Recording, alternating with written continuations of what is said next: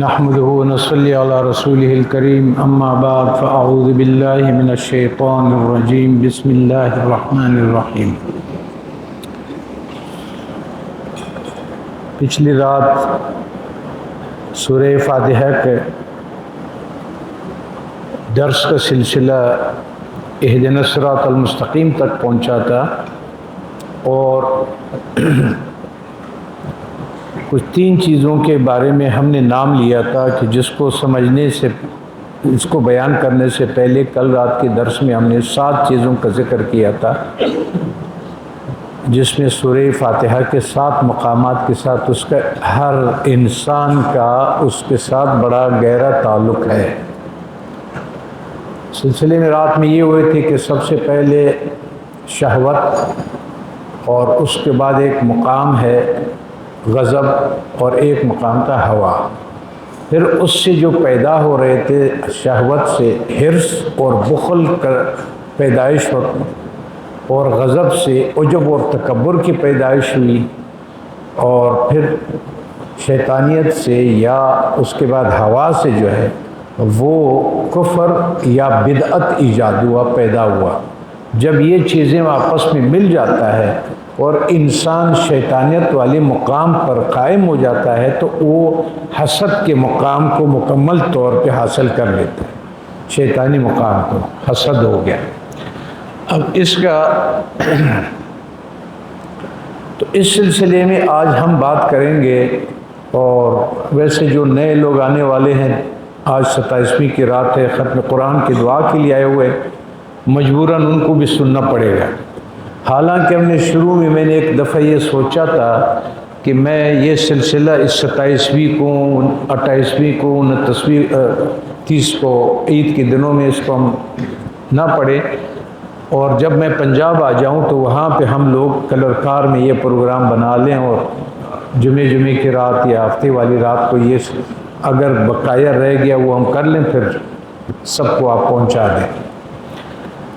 تو پھر اس کے بعد مجھے یہ خیال آیا کہ وہ تو ہم کلر کار میں سب کچھ کر لیں گے، لیکن رمضان کے دنوں کے برکات اور فیوزات اور رحمتیں ہم کہاں سے لے آئیں گے؟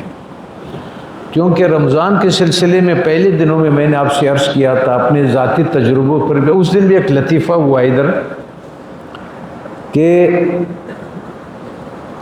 کہ رمضان کے دنوں میں نے آپ سے کہا تھا کہ اگر یہ آدمی پورا اس مہینے میں بالکل سکون اور آرام سے اور عبادتوں کے ساتھ رہے تو سال اس کا تقریباً اسی اچھی طرح سے گزرتا ہے۔ اگر آپ کا جمعے کا دن اچھا گزرا، عبادتوں سے وابستگی رہی، تو آپ کا پورا ہفتہ اچھا گزر جاتا ہے، اور اگر آپ کے صبح اچھی گزری، عبادتوں سے تعلق رہا، تو آپ کا پورا دن اللہ تبارک و تعالیٰ آپ کو اس کا وہ دے دیتا ہے، ایک توفیق اور حالات کو ایسے فراہم کر دیتا ہے کہ جس سے آپ کو عبادت اس کو دینے میں آسانی ہو۔ دوسری طرف یہ ہے کہ انسان جس سال جس حال میں گزارتا ہے، اس مہینے میں اس کے کیفیات اس پر بہت غالب آ جاتے ہیں۔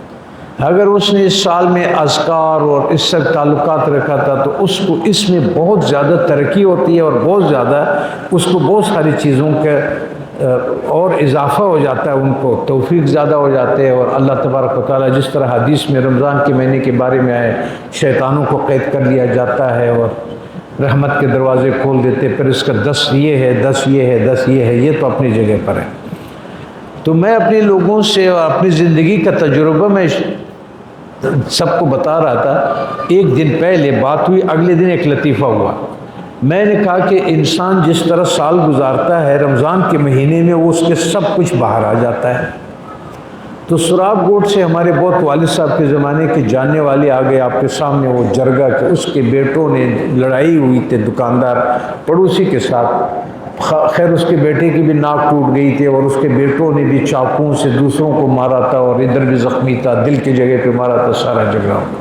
خیر فیصلہ ہمارے پاس آ گئے، ہم بیٹھ گئے، 2 دن اس میں مصروف رہے۔ ایک دن تھوڑا سا ہمارا پڑھائی کا سلسلہ بھی اس سے متاثر ہوا۔ تو وہ جو دوسرا پڑوسی جو ساتھ آیا ہوا تھا سالس کے طور پہ، وہ کہہ رہا تھا سارے سال تو تھوڑا تھوڑا جھگڑتے رہتے ہیں، لیکن جب رمضان کا مہینہ آتا ہے 20 کے بعد یہ آپس میں ایک دفعہ لڑ پڑتے اور خوب ایک دوسرے کو وہ کر لیتے۔ تو میرے جو لوگ بیٹھے ہوئے تھے اس سے پہلے میں نے کہا جی کل میں آپ لوگوں کو بتا رہا تھا کہ انسان، میں نے آپ اپنے گھر میں دیکھے، جس کو زندگی میں غصہ گھر میں زیادہ آتا ہے اس کو 15ویں کے بعد اس کا غصہ اور اس کا وہ ڈانٹنا ڈپٹنا وہ بہت زیادہ ہو جاتا ہے۔ اور یہی چیز میں نے حج میں دیکھا، جتنے حج میں، تب مجھے یہ آیت زیادہ مجھے اس کے عملاً طور پہ میں نے دیکھا کہ اللہ تعالیٰ فرماتے ہیں کہ ولا جد ولا جدال فی الحج، کہ حج میں یہ جنگ و جدل نہیں کرو، کیونکہ وہاں میں نے دیکھا کہ ہر آدمی میں کو غصہ تھا۔ کچھ لوگوں کی کیفیت ایسے تھے کہ اس کی بالکل مختلف، اور کچھ لوگوں کی کیفیت ایسے بن جاتی تھی کہ بالکل غصے والے، ناراضگیاں والے لڑ رہے ہوتے تھے، یہاں تک کہ وہ جو ڈرائیور ہوتے تھے نا، ان ڈرائیوروں نے ڈنڈے رکھے ہوئے ہوتے تھے اپنے ساتھ۔ اب حاجیوں کو منا لے جائے گا، حاجیوں کو وہ لے جائے گا، تو وہ کیا کرتے تھے کہ جو دونوں سائڈ پہ، ایک نے تھوڑا سا پہلے اوورٹیک کیا، اس کو تنگ کیا، تو یہ نے ڈنڈا آ کے گاڑی اس کے ساتھ کھڑا کرتا تھا، ڈنڈا نکال کر کے اس ڈرائیور کو مار دیتا تھا۔ پھر جب یہ آگے نکل جاتا تھا وہ ڈرائیور جو ہے وہ ڈنڈا نکال کر کے، پھر جہاں تک ہم پہنچتے تھے کوئی 4-5 ڈنڈے یہ کھا لیتا تھا۔ اور وہ دو پشاور کے لوگ تھے، دو حاجیوں کا آپس میں خیمہ لگا ہوا تھا، ادھر پل کے نیچے لگا ہوا تھا۔ تو جب پل کے نیچے لگا ہوا تھا، ان دونوں پٹھانوں کا، دونوں خیموں والوں کا بہت سخت جھگڑا ہو گیا، ناراض ہو گئے، بات چیت بند ہو گئی، اور سب کچھ کھانا پینا بھی بند ہو گیا کہ نہ اس کا کار آتا نہ اس کا کار۔ بہرحال ساتھیوں نے ادھر ادھر کوشش کی کہ ان کو راضی نامہ کرے، کہا راضی نامہ ہونا تھا، وہ دونوں نے کہا کہ ملک میں دیکھیں گے ایک دوسرے کا، پھر جو آپ نے مجھے اس طرح بولا اس طرح۔ تو ایک اس میں بوڑھا سا تھا، تو یہ جب کہیں جاتے تھے سارے جس طرح پتھر مارنے کے لیے، وہ ایک بوڑھا جو ہے وہ نہیں جا سکتا تھا، اس طرح کسی کام سے یہ سارے نکلے ہوئے تھے، دوسرے والے ادھر والے بھی نکلے ہوئے تھے، صرف بوڑھا رکھا ہوا تھا، وہ غصے میں اسی کی طرف بولتا تھا، جس کو بھی دیکھتا تھا، پڑوسی نے ہمارے ساتھی، تو اوپر سے کسی کو شاید بڑا پیشاب آیا ہوا تھا۔ اب وہ پل کا جو وہ پیلر ملاتے ہیں اس کے درمیان میں اتنا سا فاصلہ ہوتا ہے، تو اوپر سے کسی آدمی کو مجبوری ہوگی تو اس باتھ روم سے پہنچنے سے پہلے وہ اس درز پہ بیٹھ گیا، وہاں سے اس نے پشی بھی کیا اور اگو بھی کیا۔ جب وہ اگو کیا اور وہ خیمے پہ گرا تو یہ بوڑھا تو غصے میں بیٹھا ہوا تھا اپنے اس پڑوسیوں کے ساتھ، کہتا ہے آسمان سے ٹٹی اس پر گر گئے، آسمان غول پر اور خسیدہ نسب والا، آسمان سے ٹٹی اس پہ گرا لیکن سیدھے نہیں ہوئے، جو خود بھول گیا اپنے آپ کو، ان کو کہہ رہا تھا کہ آسمان سے ٹٹیاں اس کے خیمے پہ گر گئے لیکن وہ سیدھا نہیں۔ تو ایک حج میں انسان اپنے بہت سارے رنگ نکالتا ہے، اور دوسرا یہ ہے کہ رمضان میں، اب ہم نے آپ سے یہ بات کی تھی کہ رمضان میں برکتوں کا مہینہ ہوتا ہے اور رحمتوں کا ہوتا ہے، بخشش کا ہوتا ہے، دوزخ سے خلاصی کا ہوتا ہے، تو یہاں رمضان کا خاص طور پہ قرآن مجید سے تعلق ہے۔ قرآن مجید کا، چونکہ میں کوئی ایسا عالم نہیں ہوں، میں کوئی یہ نہیں ہوں، لیکن میں نے آپ سے کہا تھا کہ جو قطب عالم اور ہمارے اپنے استاد کے جوتے اٹھانے کے توسط سے جو کچھ ہمیں سورہ فاتحہ کے حقائق معلوم ہوا ہے وہ ہم آپ کے خدمت میں پیش کریں رمضان کے ہی مہینے میں، کیونکہ اس کا تعلق قرآن کا رمضان کے ساتھ بہت خاص تعلق ہے، پہلے اسباق میں یہ گزر چکا ہے۔ دوسری بات ہم نے آپ سے یہ کی کہ اب میں کبھی آپ سے نہیں کہوں گا یہ میرے کیفیات جو میں نے اپنے مرشد سے یہ دیکھا ہے سورہ فاتحہ کی ان مقامات میں، میں پھر یہ کروں گا آپ کے لیے کہ اس مقامات کے باتیں جو مجدد صاحب نے کی ہے، جو شیخ عبدالعزیز محدث دہلوی رحمۃ اللہ تعالیٰ علیہ نے کیا، یا جو بڑے مفسرین میں سے جتنے بھی ہیں ان کے بارے میں جو اس کیفیات کو، جو آپ کو حقیقتی معنویت میں ان جگہ تک پہنچاتا ہے، ان معنویتوں کو تفسیر کے زبان میں، مجدد صاحب کی زبان میں اور مولانا رومی کے زبان میں وہ چیزیں آپ لوگوں کو ان کے الفاظ میں آپ لوگوں کو وہ پیش کروں، یہ میری ڈیوٹی تھی، اور اس پہ ہم آ رہے ہیں، شروع سے اسی طرح سلسلہ چل رہا ہے۔ اس میں کچھ باتیں پھر ایسی ہے کہ اس چیز کو بیان کرنے سے پہلے، کیونکہ اگر میں آپ کو اپنی کیفیت بتاؤں، آپ میرے ساتھ اختلاف کر سکتے ہیں، حق بھی ہے، کیونکہ میرا حق نہیں ہے کہ میں اپنی کیفیات کو آپ کو بتا دوں، لیکن کیفیات کو آپ کو مجدد صاحب اور حضرت رومی صاحب اور اس طرح مفسرین ہمارے، اگر میں ان کے زبانی آپ کو کہتا ہوں، اگر دنیا میں ان سے بھی کسی کو اختلاف ہے اس مسئلے میں، اس سے میرا کوئی بحث نہیں، میرے سے تو کر سکتا ہے اختلاف، جس سے میرے غلطی ہوگی، میری کمی ہوگی، کہ کم علمی ہوگی، لیکن اگر ایسا ہے کہ کسی کو اس سے اختلاف ہے کہ مجدد صاحب سے اختلاف ہے، کسی کو اگر رومی سے اختلاف ہے اس کے نظریے پہ، اس کے ساتھ میرا کوئی بحث نہیں ہے، کیونکہ وہ رومی جانے، وہ جانے، اللہ جانے جس طرح وہ اپنا فیصلہ کرواتا ہے۔ تو آج میں پھر اس بیان کو جس طرح کل رات ہم نے شروع کیا تھا 3 چیزوں کے، کہ وہ شہوات ہو گئے اور غضب ہو گیا اور ہوا ہو گئے، پھر ان کی تفصیل ہو گئے۔ آج ہمارا اس سے شروع کرنے سے پہلے میں کچھ مفسرین کی رائے آپ کے سامنے رکھوں گا کہ ہم نے اہدنا الصراط المستقیم سمجھنے سے پہلے یا اس مقام کو محسوس کرنے سے پہلے جو اس کے اندر راز رکھے ہوئے ہے اس کا، تو وہ میں آج جس طرح کل میں نے آپ سے کہا کہ اگر قرآن مجید مفسرین فرما رہے ہیں کہ اگر قرآن مجید کو ایک پلے ترازو میں رکھ دیں اور ایک پلے میں سورۃ فاتحہ رکھ دیں تو 7 قرآن مجید کے برابر حقائق، 7 قرآن مجید رکھیں گے تو ایک آیت سورہ فاتحہ میں اتنے تمام قرآن مجید کے حقائق ہیں۔ جب اس کو آپ سمجھ لیں گے تو قرآن سمجھنا انسان کے، اسی وجہ ہے کہ میرے مہربان، میرے مربی اللہ تعالیٰ ان کو نبیوں کے اور ان کے صف میں کرے، شامل کرے قیامت کے دن، اور ہمیں ان کے زیر سایہ جس طرح اس دنیا میں رکھا ہے اسی طرح اس دنیا میں بھی ساتھ رکھے۔ انہوں نے جو ہمیں پڑھایا اور انہیں سکھایا، سب سے پہلے انہوں نے سورہ فاتحہ کی حقائق سے روشناس کرایا ہمارے استعداد کے مطابق۔ ہم یہ بات اس لیے نہیں کر رہے کہ اس میں ہمیں کوئی ایسے ملا ہے کہ ہم آپ سے بہتر ہے یا یہ صرف اظہار نعمت، فحدث اپنے نعمتوں کے اظہار اس کے نعمت کی شکر کے طور پہ میں آپ سے کہہ رہا ہوں۔ تو ان چیزوں کو اب اس مقام میں آنے سے پہلے کہ ہدایت کے، ہم پہلے کچھ ہدایت کو کھولیں گے، اور پھر مجھے وہی بات یاد آتی جو کل رات میں نے آپ سے کہا کہ وہ ہمارے بچوں کی ماں ہر مرتبہ بچوں سے کہتی ہے کہ بات بہت یاد رکھنا بچے، تو ایک دسترخوان پہ 25 مرتبہ وہ بولتی ہے کہ یاد رکھنا، تو میں اسے تو میں ہر سبق میں یہی پھر کہوں گا کہ یہ بہت ہی اہم سبق ہے۔ وہ اس لیے کہ آپ، میں، نسلیں ہماری جو گزر گئے ہیں، جو ہے، جو موجود ہے، جو آنے والے، سب کو اس سورہ فاتحہ کے حقائق کے بغیر انسان زندہ رہ نہیں سکتا۔ اس کا واسطہ ہے، چاہے وہ کافر ہے چاہے وہ مسلمان، کوئی ایسا نہیں ہے جس کا سورہ فاتحہ کے حقائق سے واسطہ نہ ہو۔ تو آج جس حقیقت کی طرف ہم آ رہے ہیں وہ اس طرح لازم و ملزوم ہے انسان کے لیے کہ جس طرح سے سانس کے بغیر انسان نہیں رہ سکتا زندہ، اس طرح ہمارے ایمان اور ہمارا اللہ تبارک و تعالیٰ کے ساتھ تعلق اس چیز کو سمجھنے کے بغیر ممکن ہی نہیں ہے، اور وہی انسان اس وقت تک محروم ہے اس چیز سے، ایمان سے اور اللہ تعالیٰ کے تعلق سے، جب تک وہ اس حقیقت تک نہیں پہنچتا جس کا ہم بات کر رہے ہیں آج۔ اس کے سب سے پہلے تو میں آپ کو 3 نام بتا دیتا ہوں، اس کو یاد رکھنا ہے تاکہ آگے ہمیں وہ بہت کام آئے گا۔ سب سے پہلے علم کہتے ہیں آگاہی کو، کہ میرے پاس علم ہے اس چیز کے بارے میں تو مجھے اس چیز کے بارے میں آگاہی ہے۔ ہمارے پاس اس زندگی میں جو علم ہے ان کو ہم آسانی کے لیے 3 حصوں میں تقسیم کریں گے۔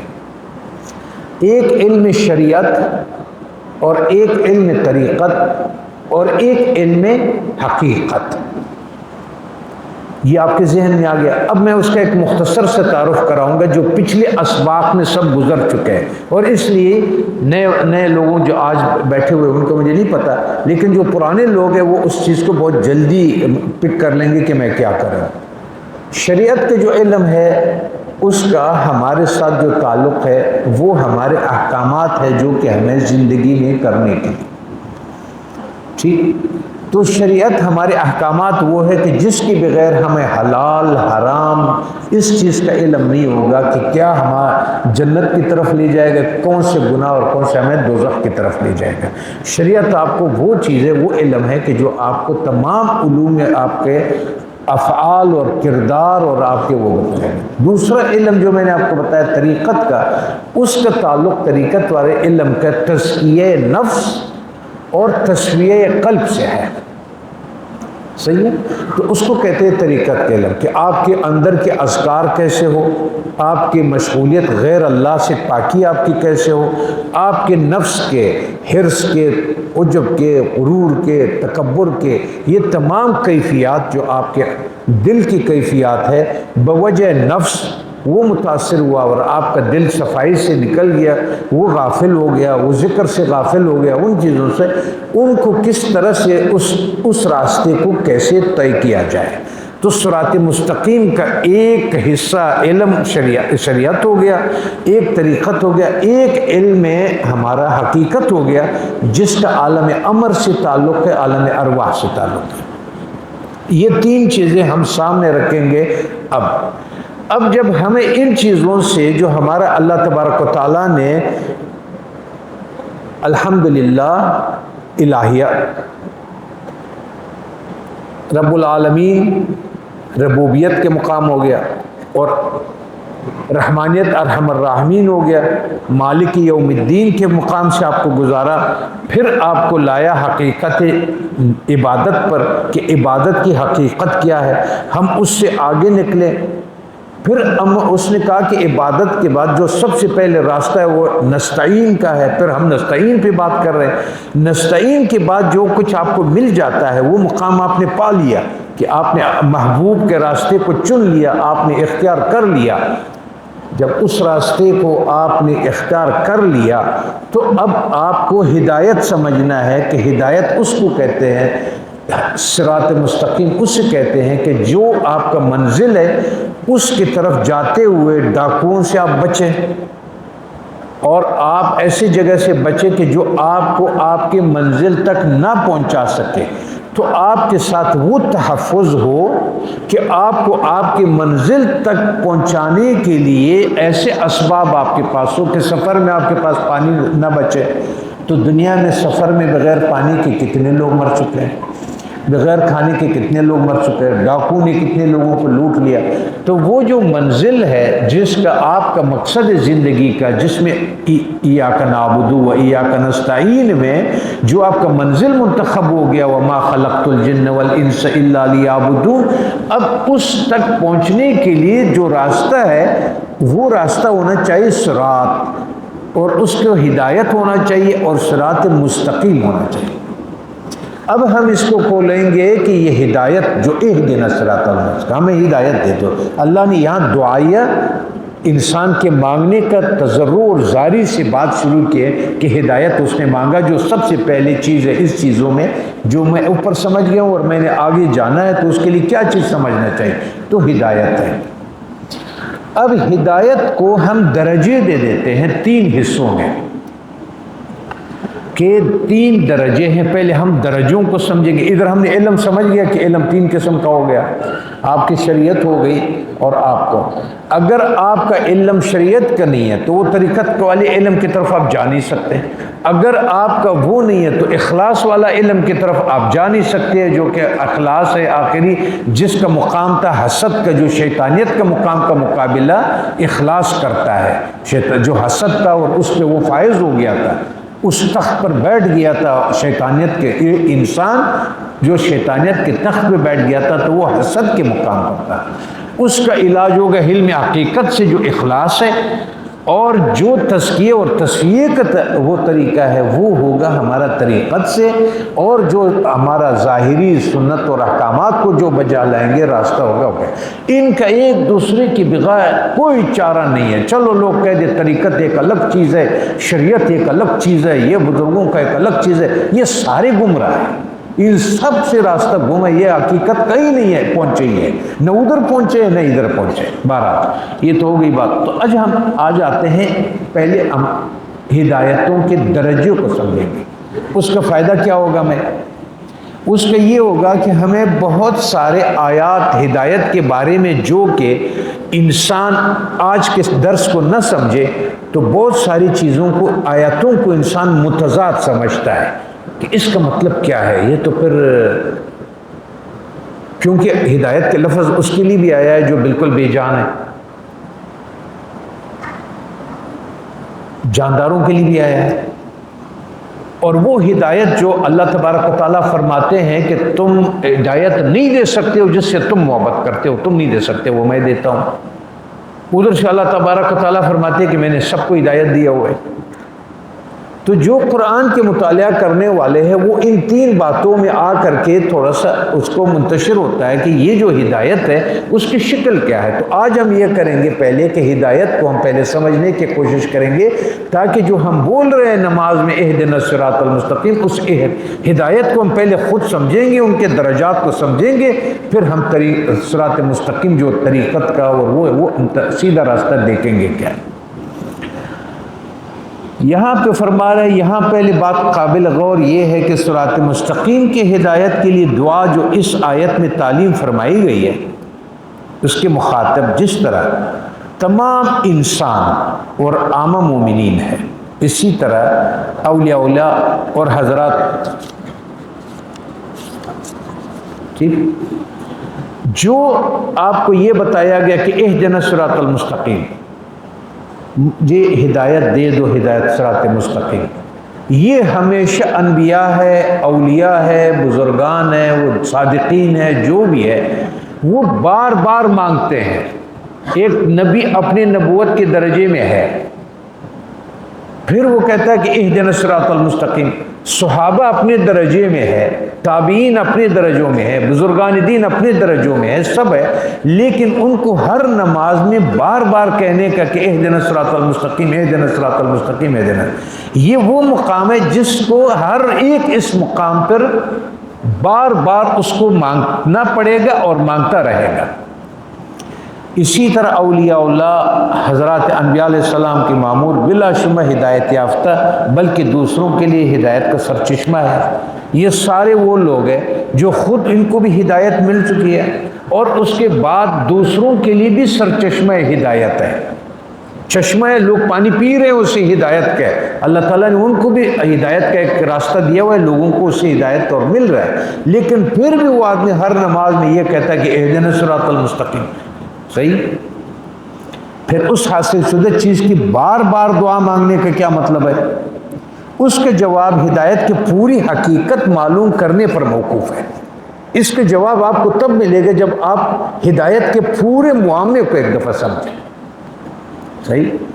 اس کو کسی قدر تفصیل کے ساتھ بیان کیا جائے، اگر اس کو ہم تھوڑا سا تفصیل کے ساتھ بیان کریں تو آپ کو اس کا جواب، جس سے سوال مذکور کے علاوہ ایک تو آپ کا یہ سوال حل ہو جائے گا کہ بار بار کیوں مانگنا پڑتا ہے ہدایت، یہ سوال بھی حل ہو جائے گا. دوسرا کیا حل ہو جائے گا؟ دوسرا یہ حل ہو جائے گا کہ جو متشابہات قرآن مجید میں ذکر ہدایت کا مختلف جگہوں میں آیا ہے وہ کس مطلب میں ہے، کس رنگ میں ہے، آپ کو اس کے سمجھ آئے گی. اب آگے تفصیل سنیں. اور حقیقت اور ہدایت کی حقیقت سے ناآشنا، ہدایت کی حقیقت سے ناآشنا، جب تک آپ کو آشنائی نہیں ہوگی تو کیا ہوگا؟ قرآن کے بہت سے آیات میں باہمی تضاد اور اختلاف محسوس کرنے لگے گا. آگے بہت خوبصورت بات آپ کو میں سمجھا دوں گا. لفظ ہدایت کا بہترین تشریح، اگر بہترین تشریح آپ دیکھیں کہ ایک مختصر سے کہ مجھے آپ سمجھا دیں، پہلے تو میں لفظ ہدایت کا تشریح کروں گا اور وہ امام راغب اصفہانی رحمۃ اللہ تعالی علیہ نے کیا ہے کہ وہ یہ ہے، مفردات القرآن میں وہ فرماتے ہیں کہ جس کا خلاصہ یہ ہے کہ ہدایت کے اصل معنی کے کسی شخص کو منزل مقصود کی طرف مہربانی، حفاظت، تحفظ کے ساتھ اس کی رہنمائی کرنا اور ہدایت کرنا حقیقی معنی میں صرف اللہ تبارک و تعالیٰ کا فعل ہے. اس کو منزل مقصود تک اپنے مہربانی کے ساتھ اس تک پہنچانا، یہ کام ہو گیا اللہ تبارک و تعالیٰ کا. یہ تو ہدایت کا ایک پہلو ہو گیا. ایک درجہ ہدایت کا عام ہے. اب ہم درجے گنتے ہیں ہدایت کے. ایک درجہ ہدایت کا عام ہے. عام سے مراد کیا ہے؟ جو کائنات میں مخلوقات ہے، کائنات میں جتنے بھی مخلوقات ہیں، پتھر ہے، جمادات ہے، نباتات ہے، درخت ہے، حیوانات ہے، صحیح وغیرہ سے شامل ہے. آپ یہ خیال نہ کریں کہ ان بے جان میں بے شعور چیزوں کو ہدایت سے کیا کہا. آپ کا یہ خیال ہے کہ پتھر ہے، درخت ہے، نباتات ہے، حیوانات ہے، ان کو ہدایت سے کیا واسطہ. یہ ایک ہدایت عام ہے جو اللہ تعالیٰ نے دیا ہوا ہے. سورج کو یہ ہدایت دی ہوئی ہے اللہ تبارک و تعالیٰ نے کہ آپ نے اس ٹائمنگ کے ساتھ، اس نظام کے ساتھ آپ نے چلنا ہے. اور اس کا میرے اور آپ کا اس سے تعلق حکم کا نہیں ہے، میرے اور آپ کا ان کے ساتھ زبان کا تعلق نہیں ہے. لیکن قدرت نے اس سورج میں جو کچھ اس کو ہدایت دیا گیا ہے، جس کے لیے اس کو تخلیق کیا اور اس کو یہ ہدایت دیا گیا ہے، وہ اپنی ڈیوٹی کے اوپر پورا، آپ خوش ہے کہ ناراض ہے، آپ ان کو اچھا سمجھے کہ برا سمجھے، دھوپ آپ کو نقصان پہنچائے یا فائدہ پہنچائے، وہ سلسلہ اللہ تعالیٰ نے رکھا ہوا ہے، اس کو ہدایت دیا ہوا ہے. آپ نے انگور کے درخت لگا دیا، اس نے ہدایت ہے اس کو کہ اس نے آپ کو انگور دینا ہے، اس نے آپ کو انار دینا ہے، اس نے آپ کو کیلا دینا ہے، اس نے آپ کو مالٹا دینا ہے، اس نے آپ کو فلاں دینا ہے. اب اس کو یہی چیز اس کو ہدایت کیا گیا ہے.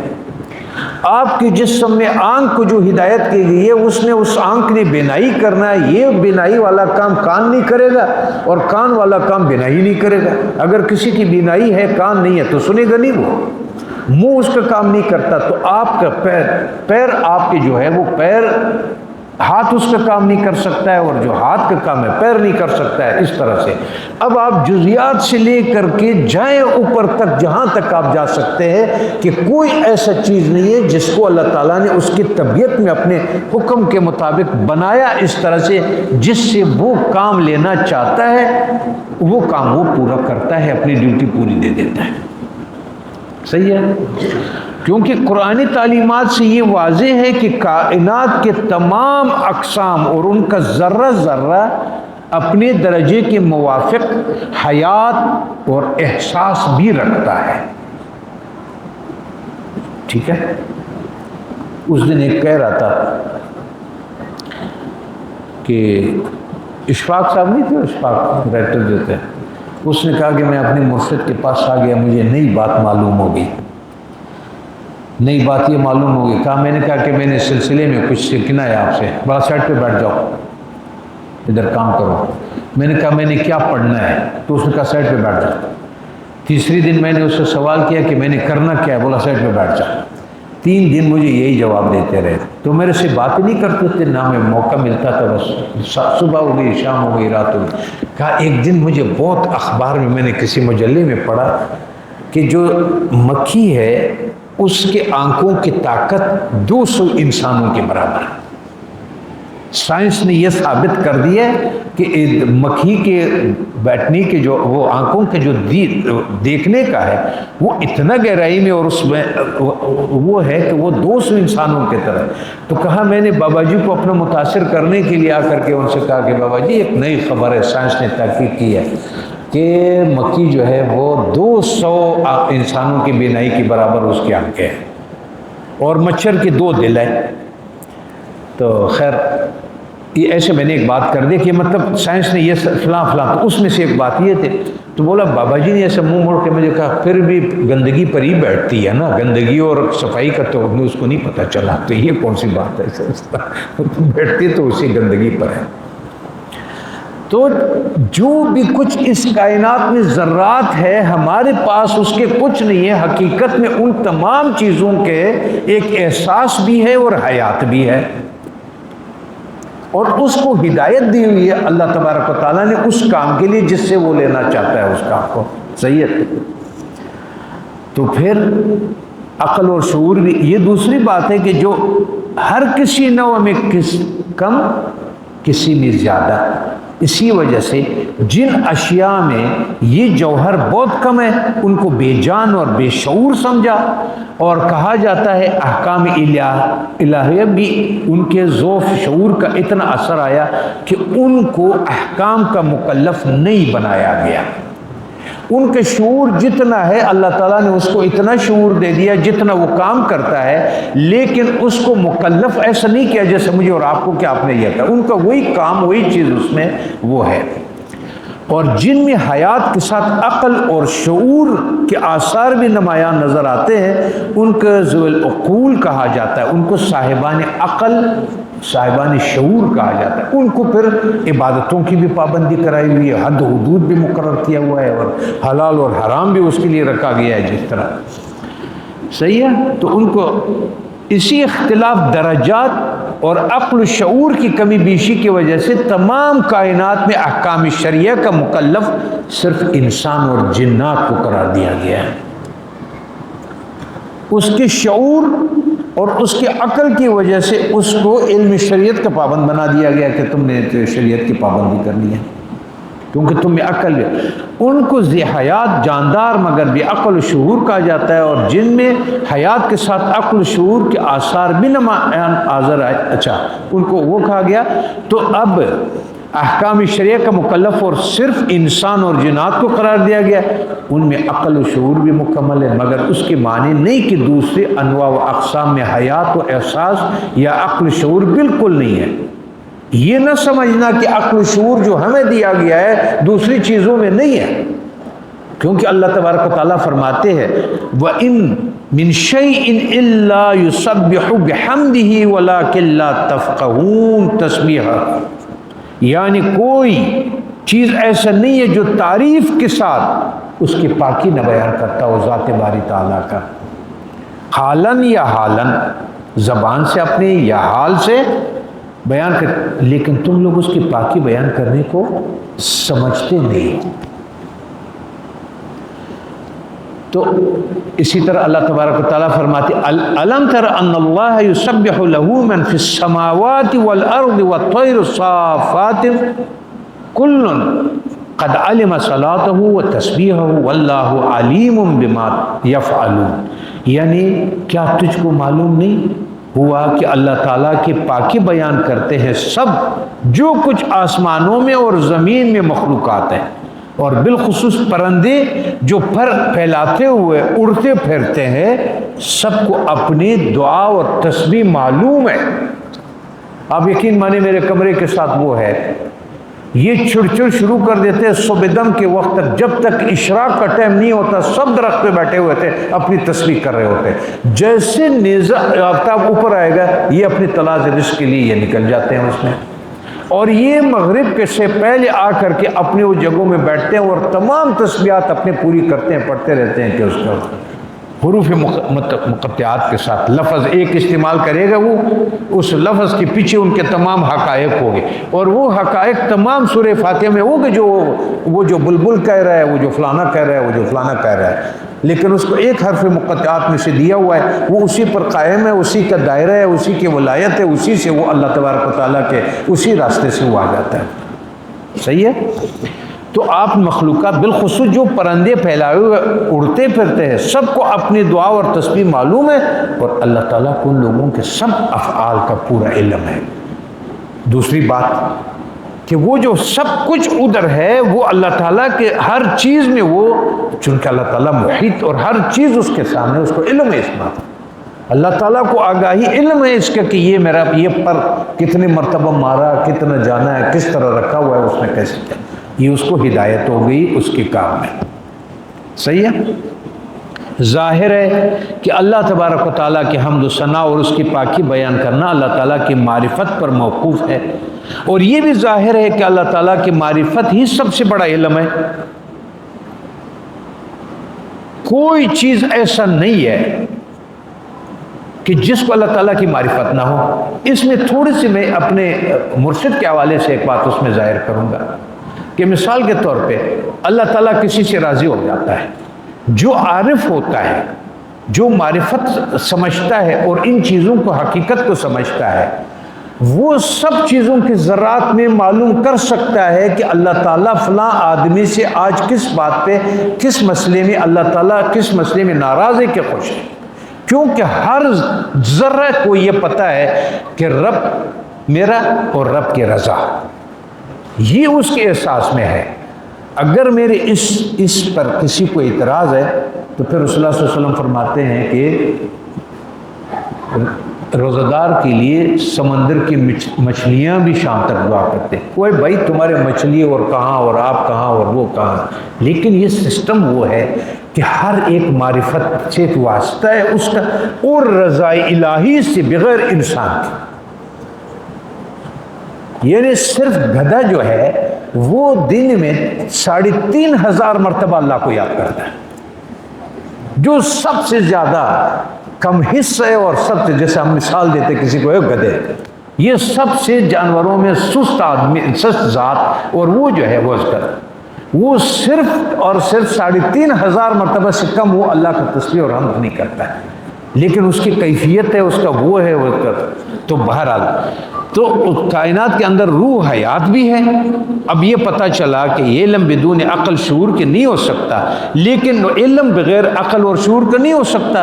اگر اس کو اپنی معرفت دیا ہوا ہے، اتنا پہچان دیا ہوا ہے کہ اس کے تو اس کا علم اور شعور ہے اس کے اندازے کے مطابق، اس کے پیمانے کے مطابق ہوگا، صحیح ہے۔ اس لیے ان آیات سے ثابت ہوا کہ تمام کائنات کے اندر روح و حیات بھی ہے، ادراک و احساس بھی ہے۔ ایک آدمی نے مجھے کہا، نئے آیا ہوا ہے آج کل ادھر پشاور کی طرف، اس نے کہا عذاب قبر ہے نہیں۔ او بھائی صاحب، جب انسان کو قبر میں رکھا جاتا ہے، وہ جو قبر کی مٹی کی ذرات ہے اس کو یہ پتہ ہوتا ہے کہ یہ جو آنے والا ہے یہ کون ہے۔ آپ اس کو مانے یا نہ مانے کہ عذاب قبر ہے یا نہیں ہے، وہ آپ کی شعور میں اگر نہیں آ سکتا ہے، لیکن آپ اس کو تو چھوڑیں جو اس کیفیت میں چلا گیا مرنے کے بعد، یہ نہیں کہ اس کا وہ ایک کیفیت ختم ہو گئی، وہ کیفیت کائنات میں ہر چیز میں ختم نہیں ہوتی ہے، اس کے درجات چینج ہو جاتے ہیں۔ مثال کے طور پہ ماں کے پیٹ میں ایک بچہ نہیں روتا ہے، اس کی اس درجے میں رونا نہیں ہے، وہ پیشاب ادھر نہیں کرتا، وہ کھانا منہ سے نہیں کھاتا، لیکن جب اس دنیا میں آتا ہے نہ روئیں پیشاب نہ کریں تو آپ ڈاکٹروں کے پاس بھاگتے ہیں، ادھر اللہ تعالیٰ نے اس طرح رکھا ہوا ہے، اس کو اس کیفیت میں رکھا ہوا ہے۔ اس لیے میں اس دن رمضان میں اللہ تعالیٰ سے یہ عرض کر رہا تھا کہ اے اللہ، اس پہ میں بہت رویا کہ ماں کے پیٹ میں بھی آپ کے اس میں تھے، قانون قدرت میں اور نظام میں تھے، اس دنیا میں بھی آپ کے قانون نظام میں ہے، قبر میں بھی آپ کے نظام میں ہے۔ وہ جو ایک ذرہ مٹی ہے اس کو یہ پتہ ہوتا ہے، تمہارے ذرے کو بھی پتہ ہوتا ہے، اس کے ذرے کو بھی پتہ ہوتا ہے۔ مٹی کو یہ پتہ ہوتا ہے کہ یہ گندم آ گیا، میں نے اس کو اگانا ہے، اس کو یہ حکم ہے اور وہ اگائے گا اس کو۔ یہ قبر میں تمہیں آگ کا ٹکڑا بنا دے یا تمہیں درخت بنا دے، یہ اس میں قدرت ہے، وہ کر سکتا ہے اس اپنے نظام، کیونکہ وہ اپنے کام سے اور اپنی شعور سے اور اپنے علم سے بے خبر نہیں ہے۔ یہ ذرہ عقل و شعور بھی، مگر بعض کائنات میں یہ جو یہ جوہر اتنا کم اور مخفی ہے کہ عام دیکھنے والوں کو اس کا احساس نہیں ہوتا۔ وہ جوہر جو اس ذرے میں رکھا ہوا ہے نا، میں ذرے کی بات کرتا ہوں، میں پہاڑ کی بات نہیں کرتا ہوں، میں اس کی بات نہیں کرتا ہوں۔ وہ پہاڑ پہ چڑھے تو انہوں نے ہلنا شروع کر دیا، جب ہلنا شروع کر دیا تو اس نے پیر مارا حضرت صلی اللہ علیہ وسلم نے کہ رک جاؤ، تمہارے اوپر ایک اللہ کا رسول ہے اور شہید ہے اور یہ ہوا۔ کیسے نہیں ہے احساس ان کو، کیسے نہیں پتہ؟ ہواؤں کو پتہ ہے۔ قوم عاد و سمود کو دیکھو، ایک ہوا اس کو اڑا دیتا ہے، دوسرے کو تحفظ دے دیتا ہے۔ آگ کو دیکھو، اسی پانی کو دیکھو، فرعون کو کیا کرتا ہے، موسیٰ علیہ السلام کے ساتھ کیا کرتا ہے۔ تو ہمارے شعور کم ہے اس باتوں کو محسوس کرنے کے لیے۔ جب شعور آ جاتا ہے تو پھر ہمارا بہت ساری چیزیں جو لاشعوروں، جیسے میں نے اس دن بولا کہ اس ایاک نستعین والا محبوبیت والا مقام میں جب ہم زبان کھولیں گے تو زبان کھولنے والے سب نقصان میں آئیں گے، کیونکہ جو میں بات کر رہا ہوں بہت ایک حد تک کروں گا، جو سننے والا ہے، یہاں اگر 400 آدمی بیٹھے ہوئے تو 400 آدمیوں کا ہر ایک کا پیمانہ استعداد محسوس کرنے کا مختلف ہوگا۔ جب میں نے اس کو موضوع بنا دیا، جس سے میں بات کر رہا تھا، جس احساس سے اس کو اس احساس کا نہیں ہوا، تو انہوں نے اس کو کر دیا۔ اس لیے میں نے آپ سے کہا کہ ایک مسجد میں بیٹھا ہوا ہوگا، ایک بات پہ 100 دلائل لا رہا ہوگا، ساتھ والے گلی میں دوسرے مسجد میں بیٹھے ہوئے ہوں گے، ہم اس کو وہ نفی میں بات کرے گا، یہ اس بات میں بات کرے گا۔ تو ہے ہر ذرے میں وہ کیفیات موجود ہے، اس لیے عرف میں اس کو بے جان یا بے عقل کہا جاتا ہے، اور اس بنا پر ان کو احکام شرعیہ کا مکلف بھی نہیں بنایا گیا۔ اس کو اتنا حصہ جو دیا ہوا ہے اس سچ کے لیے کافی ہے، اس لیے اس کو کسی شرعی احکامات کا پابند نہیں بنایا۔ قرآن کا یہ فیصلہ اس وقت کا ہے کہ جب دنیا میں نہ کوئی فلسفی تھا، نہ سائنس تھا، نہ یہ تھا نہ وہ تھا کہ کس میں مکھی میں کتنے آنکھیں ہیں تو اس مچھر میں کتنے پر ہے، اور مچھر کتنا حرکت کرتا ہے، اور اس کا ہے۔ ہمارے والد صاحب کمیونسٹوں کے بارے میں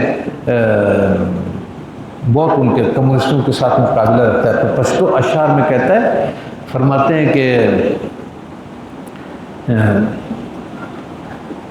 اگر آپ کو یہ لگتا ہے کہ ہم نے ترقی کر لیا کہ ہم جہاز اڑا رہے ہیں، تو اللہ تعالیٰ نے مچھر کو بغیر پیٹرول کا، آپ تو ہمارے سے پیٹرول بھی رہتے ہیں، کرائے بھی لیتے ہیں، لیکن اللہ تعالیٰ نے اپنے اڑنے والوں کے لیے بغیر پیٹرول کو اڑا دیا، مچھر کو، مکھی کو بغیر پیٹرول کا اڑا دیا۔ بے پیٹرول تل مدام پہ ہوا گرزی، وہ بغیر پیٹرول کے ہوا میں مدام تیرتے سفر کرتے ہیں۔ فدینش و با ایمان و با نشان ہے، ایمان کا نشان کا اس سے تعلق نہیں کہ تم ہوا میں اڑ رہے، وہ کوئی اور چیز ہے۔ بہرحال الغرض آخر یہ مقصد ہے ہمارا، ہدایت خداوندی کا یہ درجہ اولا، اس کو ہم نام دے دیں گے درجہ اولا، صحیح ہے۔ تمام مخلوقات جمادات سے مراد بچے سب سمجھ لیں کہ وہ چیز جو جمع ہوا ہے، پہاڑ ہے جمادات کہیں گے، نباتات گھاس درخت یہ وہ سبزہ جو آپ کا ہے، حیوانات اس میں شروع کرے، حیوانات میں انسان اور جنات کو شامل ہے کہ اسی ہدایت عامہ کا تذکرہ قرآن کریم اس آیت میں ہے۔ اس آیت میں آپ دیکھ کہ اللہ تعالیٰ کیا فرماتے ہیں، اب جمادات بھی آ گیا، نباتات بھی آ گیا، حیوانات بھی آ گیا، انسان بھی آ گیا، جن بھی آ گیا۔ آتا کل، ہم نے ساری چیزوں کو بنایا اور ہر ایک کو اس کے بعد اس کو ہدایت حکم دے دیا، ہدایت دے دی۔ ہر ایک اپنے دائرے کار میں مصروف ہے، ورنہ نظام نہ چلتا ہمارا۔ آدم علیہ السلام سے لے کر کے ہمارے ماں باپ کا آج تک جو تسلسل چلایا ہے، میں اپنے دادا کو جانتا ہوں، پر دادا کے نام مجھے نہیں یاد ہے، لیکن میں جو آدم علیہ السلام سے لے کر میری ماں کی حفاظت کی، میرے اگلے ماں کی میرے اگلے باپ کی اگلے باپ کی اگلے باپ کی اگلے باپ کی، اس کو رزق بھی دے دیا، اس کو بڑا بھی کر دیا، اس کو جوان بھی کر دیا، اس کی شادی بھی کروا دیا اس کا، تاکہ میں ادھر سے چلتے چلتے یہاں تک جو میں پہنچا ہوا ہوں، اب اس سے لے کر کے ابھی تک جو نظام ہے سب کو خلق بھی کیا اور فہدا اور ثم ہدا، پھر اس کو ہدایت بھی دے دی، اسی نظام کے ہدایت کے مطابق اس کا نظام چلتا ہے۔ یعنی اللہ تعالیٰ نے ہر چیز کو اس کے خلقت عطا فرمائی، پھر اس خلقت کے مناسب اس کو ہدایت دی، اور یہی مضمون سورۃ الاعلیٰ میں ہے۔ جس طرح سورۃ الاعلیٰ میں اللہ تبارک و تعالیٰ فرماتے سبح اسم ربک الاعلیٰ الذی خلق فسوی والذی قدر فہدی، یعنی آپ اپنے پروردگار علی شان کے تسبیح کرو جس نے ساری مخلوقات بنایا پھر ٹھیک بنایا، جس نے تجویز کیا پھر راہ بتائی، ثم ہدا، پھر اس کو راستہ بتایا کہ تم نے اس راستے پہ چلنا ہے زندگی۔ یعنی جس نے تمام مخلوقات کے لیے خاص خاص مزاج، خاص خاص خدمتیں تجویز فرما کر کے نہایت سلیقہ سے ادا کر رہے، جو چیز جس کام کے لیے بنا دیا ہے وہ اس کو ایسے خوبی کے ساتھ، جو اللہ تعالیٰ فرماتے کہ جو اچھا بنایا میں نے، یعنی وہ اس کام کو بہت اچھی طریقے سے ادا کر رہا ہے، اپنی وظیفہ اس کو اپنے جو کام دیا گیا، عقل حیران رہ جاتی ہے، وہ عقل ہے۔ حضرت مولانا رومی نے اسی مضمون کو بیان فرمایا ہے، خاک و باد و آب و آتش بندہ تو صاحب تفسیر فرما رہے ہیں کہ مولانا رومی فرماتا ہے کہ خاک مٹی، آب باد ہوا، آب پانی، آتش آگ، یہ سارے اللہ کی مخلوق پیدا کر رہا اللہ کے ہیں۔ بامن و تو مردہ، میرے اور آپ کے اس کو دیکھتے ہیں، ہم اس کو مردہ سمجھ رہے ہوتے ہیں، لیکن اس کے ہر ایک کے اندر اس کے پاس جان ہے، زندگی ہے، احساس ہے۔ بامن و تو مردہ با حق زندہ ان، اللہ کے یہاں اس پہلو میں وہ زندہ ہے، اس پہلو میں وہ مرا ہوا ہے۔ زبان سے نکلی ہوئی آواز کے معنی کا ادراک نہ کان کر سکتی ہے نہ آنکھ، حالانکہ یہ زبان سے زیادہ قریب ہے۔ اس ادراک کا فریضہ اللہ تعالیٰ کے کانوں کے سپرد کیا، وہی زبان کی بات کو لیتے ہیں اور ادراک کرتے ہیں۔ دانا روم نے فرمایا، پھر مولانا روم دانا روم نے یہ فرمایا، مرزبان را مشتری جس گوش نیز، جو پہلے بھی میں نے یہ پڑھا تو یہ صاحب تفسیر مولانا کا یہ کہتا ہے کہ اللہ تعالیٰ نے ایک دوسرے کو وہ بنایا، زبان کا مشتری خریدار کان ہو سکتا ہے، اگر کان نہ ہو تو زبان کے کوئی مشتری دنیا میں نہیں ہے۔ اسی طرح کانوں کو دیکھنے یا سننے کا کام نہیں لیا جا سکتا ہے، ناک سے دیکھنے یا سننے کا کام نہیں لیا جا سکتا ہے۔ سورہ مریم میں اسی مضمون کو اللہ تبارک و تعالیٰ نے فرمایا، ان کل من فی السماوات والارض الا آتی الرحمن عبدا، یعنی کوئی نئی آسمان اور زمین میں جو نہ آوے رحمان میں بندہ ہو کر کے، اب بندہ، کیونکہ سب کچھ اسی کا۔ اب ہم ایک درجے کا ہو گیا، امید ہے کہ سارے بھائی جو ہے وہ سمجھ لے ہوں گے اس کو۔ اب ہم آ جاتے ہیں دوسرے درجے کا۔ دوسرے درجے کی ہدایت کیا؟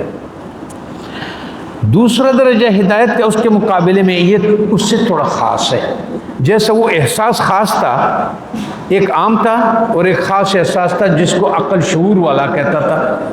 اب ہدایت میں فرق آ گیا، وہ ہدایت عام کے لیے ہو گیا، یہ اب تھوڑا سا ہدایت کا درجہ اوپر ہو گیا، یعنی صرف ان چیزوں کے ساتھ مخصوص جو عرف میں عقل والے کہلاتے ہیں، شعور والے کہلاتے ہیں، ان کو جو ہدایت دی گئی ہے وہ کیا ہے؟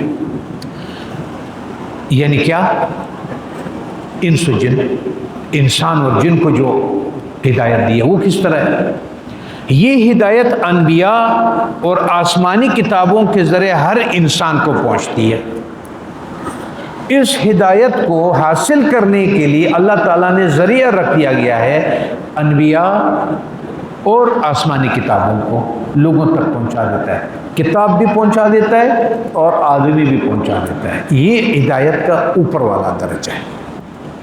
جو نباتات، جمادات، حیوانات اس سے الگ ہے، ان کو یہ نہیں ہوتا، ان کا حکم کے مطابق۔ فرشتے جس کو رکوع کا کہہ دیا وہ رکوع کر رہا ہے، جس کو سجدے میں کہہ دیا، حکم دیا، وہ سجدہ کر رہا ہے، جو قیام میں ہے وہ قیام میں ہے، جو قعود میں ہے وہ قعود میں ہے۔ باقی جو دنیا میں ان کی ڈیوٹیاں لگی ہوئی ہیں دوسرے کا، وہ اپنی ڈیوٹیوں پر ہے۔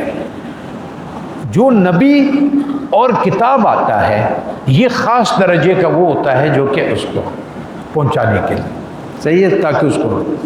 اب اس میں دو انسان جو ہے، جنات جو ہے، وہ دو حصوں میں تقسیم ہو جاتا ہے اس ہدایت کے سامنے، یا مومن و مسلم ہو جاتا ہے، کوئی رد کر کے کافر ٹھہرتا ہے۔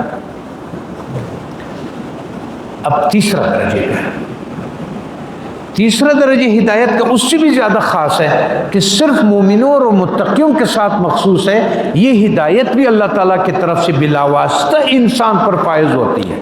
تیسرے درجے کی جو ہدایت ہے خاص لوگوں کے لیے جو اسپیشل ہے وہ یہ ہے، وہ ایک اور چیز اس کو دے دیتا ہے ہدایت میں۔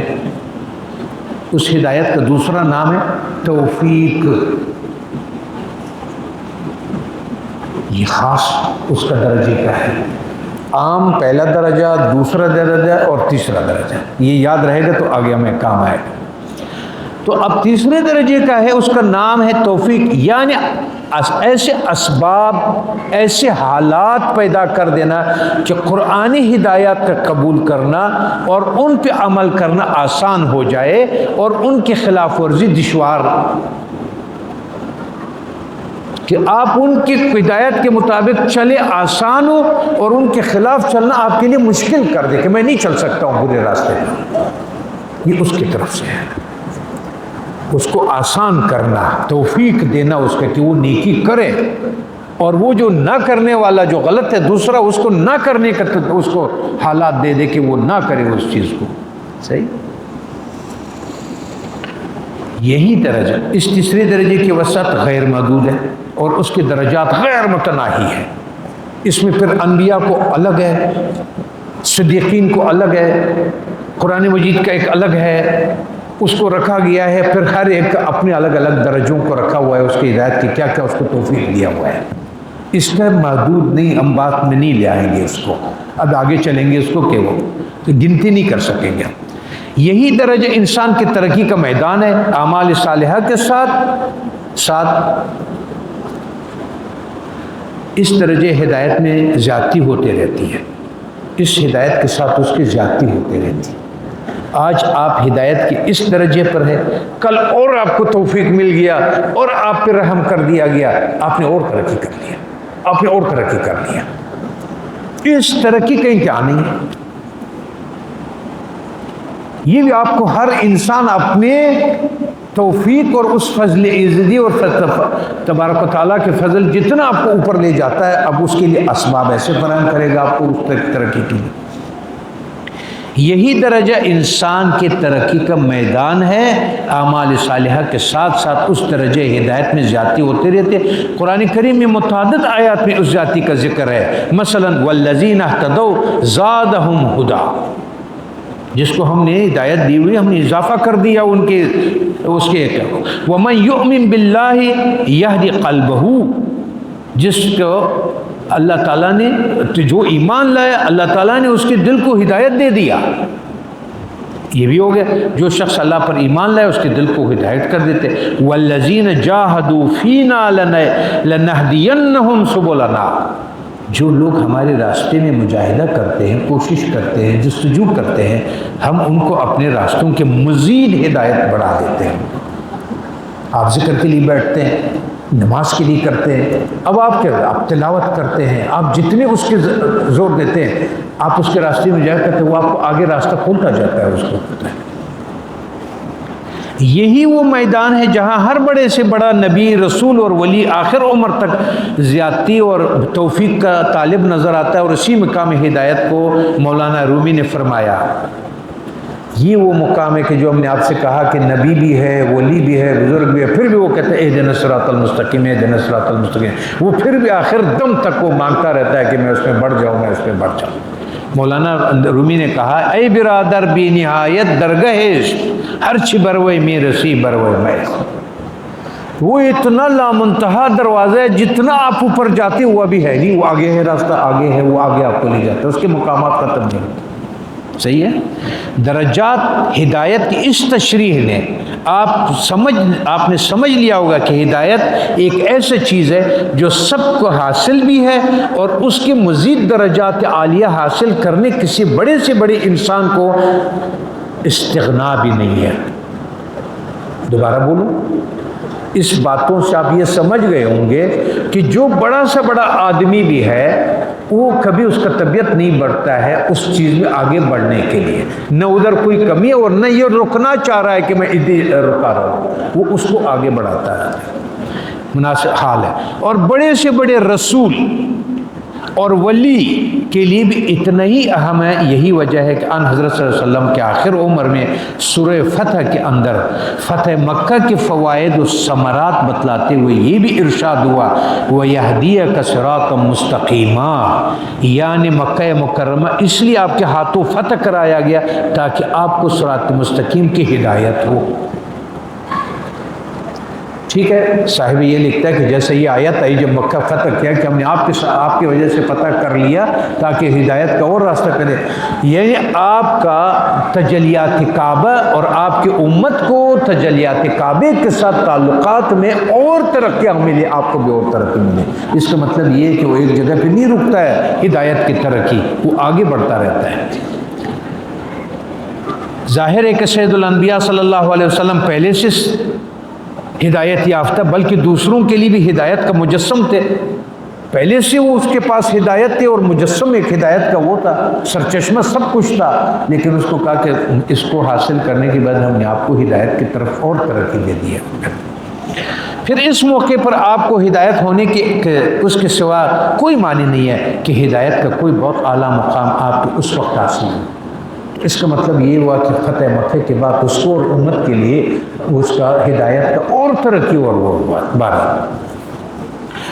اب ہدایت کی اس تشریح سے آپ کے لیے فہم قرآن میں بہت سے فوائد حاصل ہو گئے۔ اب ہمارے اس بات کرنے کا کیا فائدہ ہوا؟ ہم 2-3 اپنے فوائد گنوائیں گے، اس کے بعد پھر ہم آگے چلیں گے۔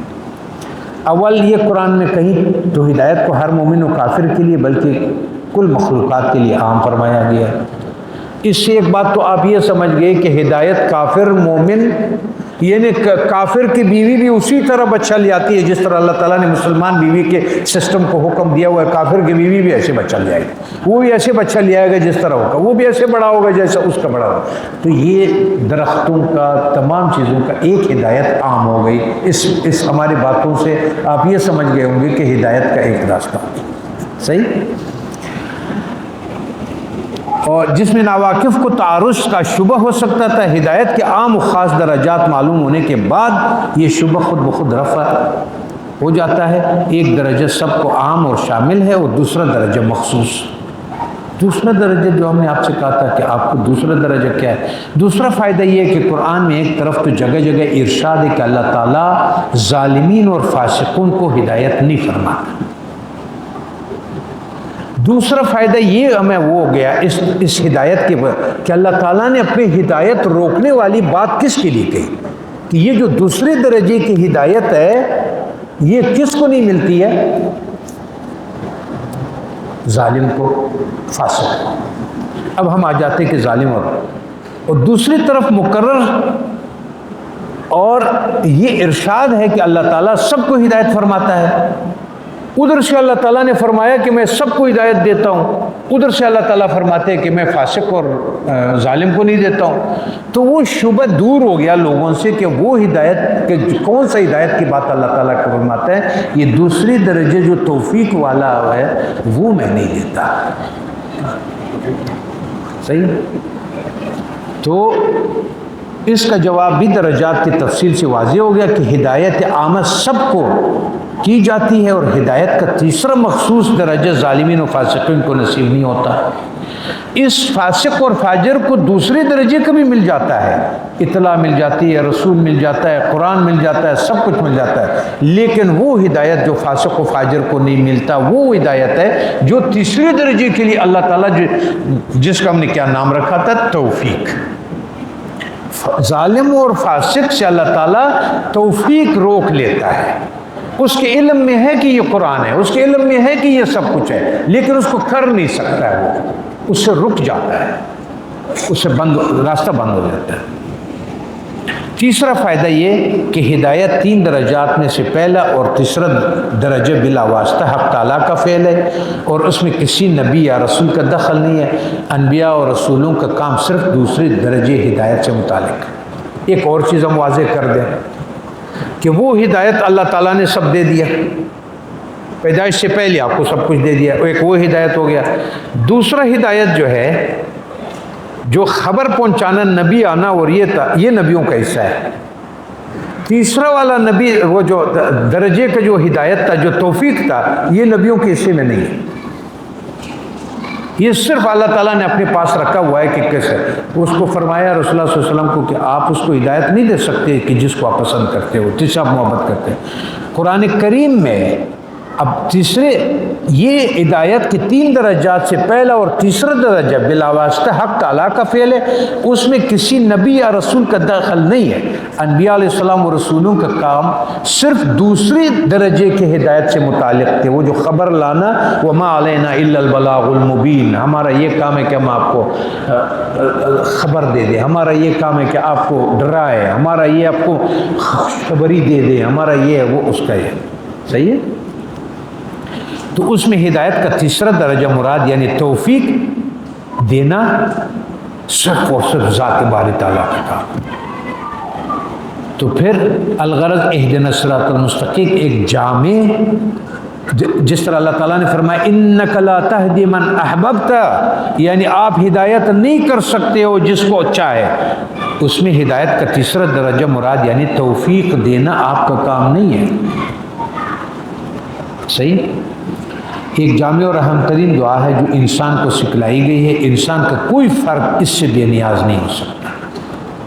تو تیسرے درجے کو حاصل کرنے کے لیے اور اپنی اس ہدایت کو جو آپ کو مل گیا ہے اس کو اور درجات بلند کرنے کے لیے آپ کو ہر نماز میں یہ کہنا پڑتا ہے کہ اہدنا الصراط المستقیم، اہدنا الصراط المستقیم. میرے اس ہدایت میں اضافہ کر کے مجھے اس تک پہنچاؤ کہ جو صرف آپ کے ذات دے سکتا ہے، کوئی اور نہیں دے سکتا ہے. صحیح ہے. دین اور دنیا دونوں میں صراط مستقیم کے بغیر فلاح و کامیابی نہیں ہے. اب صراط مستقیم کی بغیر کسی دنیاوی کام میں، اخروی کام میں، کسی کام میں سیدھا راستے کے بغیر جو ہے وہ آپ کو ہدایت نہیں ہے، فلاح نہیں ہے. دنیا کے الجھنوں میں بھی صراط مستقیم کا دعا نسخہ اکثر ہے، مگر لوگ توجہ نہیں کرتے. ترجمہ اس کا آیت یہ ہے کہ بتلا دیجئے کہ ہم کو راستہ سیدھا راستہ وہ ہے جس میں نہ موڑ ہو، اور مراد سے اس دین کا وہ راستہ ہے جس میں افراط و تفریط نہ ہو. یہاں پہ قرآن مجید جو آپ کے مانگ رہا ہے وہ آ کے یہ مانگو مجھ سے وہ صراط مستقیم دین کا مانگو، میرے طرف آنے کا، جس میں نہ کوئی کمی ہو نہ کوئی بیشی کسی اور کی طرف سے ہو، صرف وہ میرا راستہ ہو جس میں افراط و تفریط نہ ہو، یعنی آگے بڑھنا اور تفریط کم ہونا نہ ہو. پھر اس کے بعد کے 2 آیتیں اس صراط مستقیم کا پتہ دیا گیا ہے. صحیح. اب فوراً اس کو کہ آپ کو یہ پتہ چل جائے، اہم موڑ پر، پھر درس اہم موڑ پر آ گیا. ہم ایک اور سبق کی طرف جائیں گے. یہ تو صرف ہم نے ہدایت کے درجات کو بلند کر دیا. آگے بات کیا ہے؟ صراط المستقیم. اللہ تعالیٰ نے یہ لفظ بولا، اس کے فوراً بعد اللہ تعالیٰ نے فرمایا کہ صراط مستقیم کون سا؟ صراط المستقیم صراط الذین انعمت علیہم، وہ راستہ جو آپ نے انعام کیا ہوا ہے، لوگوں پہ بخشش کیے ہوئی، آپ نے اپنے فضل سے عطا کیا ہوا ہے، وہ راستہ. صحیح ہے. تو فوراً اللہ تعالیٰ نے یہ فرمایا کہ وہ راستہ صراط الذین انعمت علیہم، یعنی راستہ ان لوگوں کا جن پر آپ نے انعام فرمایا. آگے اللہ تعالیٰ فرماتے کہ انعام والے کون؟ فوراً لسٹ جاری کر دی اللہ تعالیٰ نے. آپ کی آسانی تھی. ادھر کہہ دیا انعمت علیہم، قرآن مجید نے اس کے لسٹ جاری کر دیا دوسری جگہ پہ. کون ہے انعام والے لوگ؟ اللہ تبارک و تعالیٰ نے کہ یعنی راستہ ان لوگوں کا جن پر آپ نے انعام فرمایا، وہ لوگ جن پر اللہ تعالیٰ کے انعام، ان کی تفصیل فوراً دوسری آیت میں اللہ تعالیٰ نے فرمایا الذین انعم اللہ علیہم من النبیین والصدیقین والشہداء والصالحین. 4 گروپ کا اللہ تعالیٰ نے فہرست جاری کر دیا. اب ہم اس 4 فہرست والے کی طرف چلے جاتے ہیں کہ جو اللہ تعالیٰ نے کہہ دیا یہ 4 گروپ والے کون ہیں. کہ یہ 4 درجات ہیں جن سے اعلیٰ نبی علیہ السلام ہیں، اور صدیقین وہ لوگ ہیں جو انبیاء کی امت میں سب سے رتبے کے ہوتے ہیں، اوپر رتبے کے. انبیاء تو سب سے اوپر ہو گئے، انبیاء کے بعد جو سب سے اس کے پہلے امت کا بڑا مقام ہے وہ صدیقین کا ہے، جن میں کمالات باطنی بھی ہوتے ہیں، جن میں وہ تمام علم ہوتا ہے، اس میں شریعت بھی، طریقت بھی اور حقیقت بھی. ان کے اندرونی کیفیات بھی ٹھیک ہوتے ہیں، اور اخلاص بھی ٹھیک ہوتا ہے، اور شریعت بھی ٹھیک ہوتا ہے ان کا. وہ امت کے اعلیٰ لوگ ہیں. عرف میں، عرف عام میں لوگ اس کو کس نام سے یاد کرتے ہیں؟ ان کو اولیاء کہا جاتا ہے. صحیح. اور شہداء وہ ہے جنہوں نے دین کے محبت میں اپنی جان تک دے دیا، یہ تو دوسرا درجہ ہو گیا. اور صلحاء کون ہے؟ وہ ہے جو شریعت کے پورے متبع ہو گئے، جو تابع ہو گئے شریعت کے واجبات میں بھی، مستحبات میں بھی، جن کو عرف میں نیک اور دیندار لوگ کہا جاتا ہے، جن کو اللہ تعالیٰ یہ راستہ نصیب کر دیتا ہے ان کا. اس آیت میں پہلے مثبت اور ایجاد طریق سے صراط مستقیم کو متعین کیا گیا. پہلے آپ کو ہدایت کی ہم نے بات کی پھر صراط مستقیم کی بات کی، پھر فوراً اس فہرست کی بات کی جن کے اوپر اللہ تعالیٰ نے انعام کیا ہوا ہے. صحیح ہے. اب اس جگہ پہ موڑ پہ صاحب تفسیر لکھتا ہے، میں نہیں لکھتا ہوں ورنہ پھر لوگ کہیں گے کہ یہ پیروں کے یا اس کے اولیاء کے وہ بہت سارے لوگ بات کرتے ہیں اس طرح. میں وہ بات نہیں کروں، میں ایک حقیقت آپ کے سامنے ایک مفسر کی زبانی رکھ رہا ہوں. ایک موڑ پہ اس پہ غلطی ہوتی ہے انسان سے، وہ غلطی اس کو سمجھنا ہے، پھر ہم درس کو وہ نقطے تک پہنچا دیتے ہیں. میں یہاں ایک بات قابل غور ہے، اس میں غور کرنے سے ایک بڑی علم کا دروازہ کھلتا ہے. میں آپ کو ایک ایسا نقطہ بتا دوں گا کہ جس سے علم کا بہت بڑا دروازہ آپ کے پہ کھلے گا کہ یہ وہ صراط مستقیم کی تعلیم تعین کے لیے بظاہر صاف بات یہ تھی. یہاں جو بتایا اللہ تعالیٰ نے قرآن مجید کے کہ صراط المستقیم، یہاں پہ یہ کیوں نہیں فرمایا کہ صراط الرسول، صراط القرآن، جو کہ زیادہ سمجھنے کے لیے آسان بھی تھا اور مجھے جلدی سمجھ میں آ جاتا ہے کہ صراط المستقیم وہ راستہ جو صراط رسول ہے. اور صراط یہاں پہ کیوں کا انعمت علیہم، ان لوگوں پر جو ہم نے انعام کیا ہوا ہے، لوگوں کا ذکر کیوں لایا؟ تو قرآن کی درگیا، سنت کی درگیا، وہ چیزیں کدھر گئی؟ سوال ہے کہ نہیں ہے؟ صراط الرسول یا صراط القرآن فرما دیا جاتا جو مختصر بھی تھا اور واضح بھی، کیونکہ پورا قرآن در حقیقت صراط مستقیم کی تشریح ہے اور پوری تعلیمات رسول کی اس کی تفصیل ہے.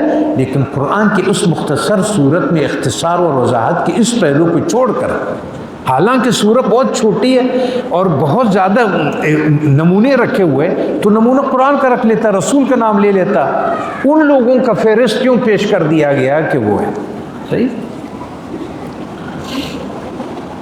تو پھر کیا ہوا؟ صراط مستقیم اس طرح متعین فرمایا کہ اگر سیدھا راستہ چاہتے ہو، اس کا مطلب کیا تھا کہ یہ بتایا صراط الذین انعمت علیہم. اگر آپ کو صراط مستقیم چاہیے تو آپ کو ان لوگوں کو تلاش کرو اور ان کے طریق کو اختیار کرو. قرآن کریم نے اس جگہ یہ نہ فرمایا کہ قرآن کا راستہ اختیار کرو، کیونکہ محض کتاب انسانی تربیت کے لیے کافی ہے. یہ آپ سے نہیں کہا کہ قرآن کا راستہ اختیار کرو، صرف قرآن آپ کے لیے ہدایت کا راستہ ہے، اس پہ چلو. اس نے کہا کہ لوگوں کو تلاش کرو، ان لوگوں کو، اس میں سے صدیقین کو تلاش کرو، شہداء اور ان کو تلاش کرو جو انہوں نے دوسرے آیت میں کہا. یہاں قرآن کا لفظ اور رسول کا طریق کا لفظ نہیں لایا، یہاں ان لوگوں کا لفظ لایا، ان لوگوں کی طرف اشارہ کیا جو آپ کو لوگوں کی طرف اس کا اشارہ ہے. صحیح ہے. کیونکہ محض کتاب، اب دوسری مقصد سمجھ لیں، صرف محض کتاب انسان کا ہدایت کا سبب نہیں بن سکتا، کیونکہ محض کتاب انسانی تربیت کے لیے کافی نہیں ہے. اور نہ یہ فرمایا کہ رسول کا راستہ اختیار کرو، کیونکہ رسول اللہ صلی اللہ علیہ وسلم کے جانے کے بعد اس دنیا میں دائمی نہیں ہے اس کا بقا. اگر وہ فرماتے کہ رسول کو پکڑو تو رسول تو بقا نہیں ہے اس دنیا میں، وہ تو چلے گئے، تو پھر وہ کس طرح ہو گیا؟ اور آپ کے بعد کوئی دوسرا رسول اور نبی بھی نہیں ہے، آپ کے بعد کوئی دوسرا اور نبی بھی نہیں. اس لیے صراط مستقیم جن لوگوں کے ذریعہ حاصل ہو سکتا ہے، انہوں نے یہ بتا دیا کہ صراط مستقیم کن لوگوں کے نسبت سے آپ کو مل سکتی ہے. نبیین کے علاوہ ایسے حضرات بھی شامل کر دیں گے جو تا قیامت ہمیشہ موجود رہیں گے، مثلا صدیقین، شہداء اور صالحین. یہ قیامت تک ختم نہیں ہوں گے. یہ شعر مولانا کا میں آپ کو سناتا ہوں جو ہمارے مرشد ہمیں وہ سمجھاتے تھے اس مقام کے اوپر. وہ فرماتے تھے ہوتا کیا ہے، ایک سلسلے کے علم طریقت والی کی بات کر رہا ہوں. علم طریقت میں اس مقام پہ جو مرشد بارکہ میں مثنوی سے فرماتے تھے، وہ یہ اشعار تھے اس کے جو مجھے زبانی یاد ہو گئے اتنا.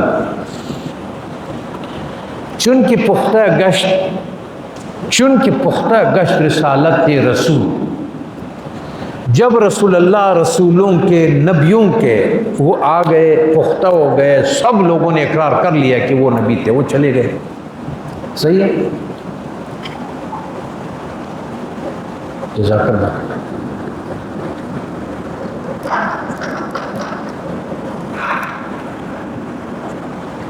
جب نبیوں کی رسالت پختہ ہو گئی، اب آپ کا اس کے ساتھ کوئی جھگڑا نہیں ہے. اگر آپ تھوڑا سا بھی انکار کریں گے 10 آدمی آپ کو ڈنڈے بھی ماریں گے. تو مولانا رومی فرماتے چون کہ پختہ گشت رسالت رسول ہیچ کسرا آرنا یا در قبول. اب کوئی آدمی اس کو ماننے سے شرماتا نہیں ہے، اس کا نفس کا جھگڑا اس کے ساتھ نہیں ہوتا. آپ کو موسیٰ علیہ السلام کے ساتھ کیا جھگڑا ہے، آپ کو نوح علیہ السلام کے ساتھ کیا جھگڑا ہے، آپ کے رسول اللہ صلی اللہ علیہ وسلم کے ساتھ کیا جھگڑا ہے، اصحاب کے ساتھ آپ کا کیا جھگڑا ہے. ختم ہو گئی بات، آپ نے مان لیا بس سر تسلیم پہ. چونکہ پختہ گشت رسالت رسول ہیچ کسرا آرنا، آر سمجھتے ہیں، آر تانا. اب کسی کو اس کو ماننے میں کوئی تانا نہیں ہے کہ کوئی یہ کہہ دے کہ آپ نے کیوں مان لیا ہو، تو آپ کا شرم آتا ہے. ہیچ کسرا آرنا یا در قبول. پس بہر دور ولی قائمس، پس اللہ تعالیٰ نے دور کو تقسیم کر لیا، ہر دور کے لیے ایک ایک ولی کو قائم کر دیا. آزمائش تا قیامت دائمس. یہ آزمائش لوگوں کو، جب وہ آپ کے سامنے کھڑا ہوگا آپ کہے گے یہ تو مجھ سے کم ہے، میں تو فلانا ہوں، میرا تو عہدہ یہ ہے، میرا تو ایسا ہے، میرا علم ایسا ہے، میرا فلاں. رسول کے ساتھ اب آپ کا نہیں جھگڑ رہا ہے، آپ کا اس آدمی کے ساتھ جھگڑا نفس کرے گا جو آپ کے مقابلے اور آپ کے لیول کا آدمی ہوگا اور آپ کے معاشرے کا آدمی ہوگا. جب وہ آئے گا تو آپ کو پرابلم کیا ہوگی، آپ کو اس کے ساتھ 100 باتیں آئیں گے، مجھے گلہ بھی ہو جائے گا، مجھے شکایت بھی ہوگی، مجھے فلاں بھی ہوگا، مجھے یہ بھی ہوگا. کچھ نہ کچھ طریقہ ضرور آئے گا جو میں اس کے ساتھ مقابلے میں اور ٹکر میں آتا ہوں. تو یہاں صاحب وہ فرماتے ہیں کہ محض کتاب انسانی تربیت کے لیے کافی نہیں ہے، اور نہ یہ فرمایا کہ رسول کا راستہ اختیار کرو، کیونکہ رسول اللہ صلی اللہ علیہ وسلم کے بقا اس دنیا میں دائمی نہیں ہے اور آپ کے بعد کوئی رسول یا نبی نہیں ہے. اس لیے صراط مستقیم جن لوگوں کے ذریعے حاصل ہو سکتا ہے ان میں نبیین کے علاوہ ایسے حضرات شامل کر دے گئے ہیں جو قیامت تک ہمیشہ موجود رہیں گے. ان میں سے کون لوگ ہیں؟ وہ صدیقین ہے اور شہداء اور صالحین ہیں. خلاصہ یہ کہ سیدھا راستہ معلوم کرنے کے لیے حق تعالیٰ نے کچھ رجال اور انسانوں کو پتہ دیا، کسی کتاب کا حوالہ نہیں دیا. ایک حدیث میں ہے کہ رسول اللہ صلی اللہ علیہ وسلم نے فرمایا، صحابہ کرام کو خبر دی کہ پچھلی امتوں کی طرح میرے امت بھی 70 فرقوں میں بٹ جائے گی اور صرف ایک جماعت ان میں حق پر ہوگی. صحابہ کرام نے دریافت کیا کہ وہ کون سی جماعت ہے؟ اس پر بھی آن حضرت صلی اللہ علیہ وسلم نے جواب دیا، اس میں جس پر میں ہوں اور میرے اصحاب ہیں، انا ما انا علیہ واصحابی، یعنی حق پر وہ جماعت ہوگی جو میرے اور میرے صحابہ ہیں. اس خاص طرز میں شاید اس طرف اشارہ ہے کہ انسان کی تعلیم و تربیت محض کتابوں روایتوں سے نہیں ہو سکتی، بلکہ رجال ماہرین کی صحبت ان سے سیکھ کر حاصل ہوتی ہے. آپ کو وہ رجال جو اس شعبے میں ماہر ہو اس کا آپ کر سکتے ہیں. آگے در حقیقت اسلام کا معلم اور مربی انسان کا ہو سکتا ہے، بغیر مربی کا، بغیر ایسا انسان کے جو آپ کو چلائے اور آپ کی تربیت کرے، اس کے صحبت اختیار کرے. یہ چیزیں آپ کو کتاب اور یہ روایات سے آپ کا کام نہیں بنے گا. محض کتاب معلم اور مربی نہیں ہو سکتی ہے. بقول اکبر مرحوم کے کورس تو لفظ ہی سکھاتے ہیں، آدمی آدمی بناتے ہیں. یہ جو کورس ہم کرتے ہیں نا، اور یہ ایک ایسی حقیقت ہے کہ جو دنیا کے تمام کاروبار میں مشاہد ہے، تمام دنیا کے شعبوں میں اگر آپ غور کریں، محض کتابی تعلیم سے نہ کوئی کپڑا سینا سیکھ سکتا ہے، نہ کھانا پکانا سیکھ سکتا ہے، نہ ڈاکٹری کی کتاب پڑھ کر کوئی ڈاکٹر بن سکتا ہے، نہ انجینئر کی کتابوں میں محض مطالعے سے کوئی انجینئر بن سکتا ہے. اسی طرح قرآن و حدیث کا محض مطالعہ انسان کی تعلیم اور اخلاق کی تربیت کے لیے ہرگز کافی نہیں ہو سکتا. تفاسیر پڑھ لیا، احادیث پڑھ لیا، اس کے بعد بیٹھ جاتا ہے اور اس کے بعد جو بکواس کرتا رہتا ہے وہ کرتا ہے اپنی مرضی کے مطابق. جو صحیح ہے. تو قرآن و حدیث کے معاملے میں بہت سے لکھے پڑھے آدمی اس مغالطے میں مبتلا ہے کہ محض ترجمہ یا تفسیر دے کر کے وہ قرآن کے ماہر ہو سکتے. یہ بالکل فطرت کے خلاف تصور ہے. اگر محض کتاب کافی ہوتا تو رسولوں کو بھیجنے کی ضرورت نہ ہوتی. اگر آدمی کی ضرورت نہ ہوتے، کتاب سے کام ہوتا، تو اللہ تعالیٰ شروع سے کتاب ہی بھیج دیتا، سب سے کہتا ہے اس پہ عمل کرو. تو پھر ہر کتاب کے ساتھ ہر زمانے کے لیے اللہ تعالیٰ نے ایک نبی کیوں رکھ دیا؟ وہ اس لیے رکھ دیا کہ وہ آپ کی تربیت کرے. یزکیکم ویعلم الکتاب والحکمہ، وہ آپ کو آیات پڑھائے گے اور آپ کی تزکیہ کریں گے، آپ کی تربیت کریں گے اور آپ کا کریں گے۔ ضرورت کتاب کے ساتھ رسول کو معلم بنا کر بھیجنا صراط مستقیم کو متعین کرنے کے لیے اپنے مقبول بندوں کے فہرست دینا اس کی دلیل ہے۔ تو اس لیے اللہ تعالیٰ نے بندوں کا فہرست آپ کو فوراً پکڑا دیا کہ نبیین اور صدیقین۔ ایک اب راستہ کیا ہو گیا؟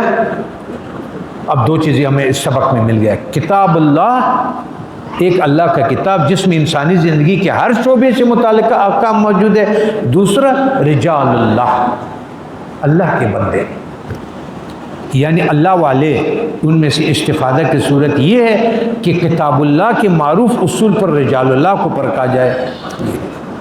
تو